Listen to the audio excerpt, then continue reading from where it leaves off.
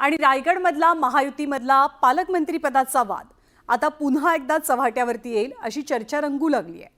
कारण एका कार्यक्रमामध्ये बोलताना भरत गोगावलेंनी निवडणुकीमधल्या राजकीय घडामोडींचा विशेष उल्लेख केला। बऱ्याच लोकांनी विरोध केला पण मला कुणीही हरवू शकलं नाही असं म्हणत नाव न घेता गोगावलेंनी तटकरेंवरती आरोप केल्याची चर्चा राजकीय वर्तुळात रंगते। माणसाने दुसऱ्यावरती पण किती अवलंबून राहायचं हे पण ठरवायला पाहिजे। म्हणून आम्ही मागे सांगितलं, बऱ्याचशा लोकांनी विरोध केला, सगळं झालं, पण भरत शेठला कोण हरवू शकलं नाहीये। त्याचं कारण हे आमच्या आईवडिलांची पुण्य आहे, आमची नियत नीतिमत्ता, आमच्या मुलाबाळांची मेहनत, तुमच्या कार्यकर्त्यांची मेहनत, तुमचे गोरगरिबांचे आशीर्वाद आम्ही काळजीच करत नव्हतो।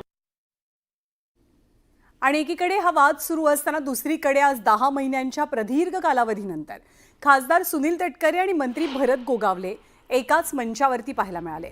माणगाव इथल्या यादव गवळी समाजाच्या नूतन इमारतीच्या भूमिपूजनाच्या कार्यक्रमाच्या वेळी हे दोनही नेते एकत्र दिसले। दरम्यान दोघांना एकत्र व्यासपीठावरती आणल्याबद्दल तटकरे यांनी यादव गवळी समाजाचे आभार मानले। अगोदर तारीख दिली होती, परंतु भरत गोगावलेंना त्या दिवशी शक्य नव्हतं, पुन्हा आजची तारीख।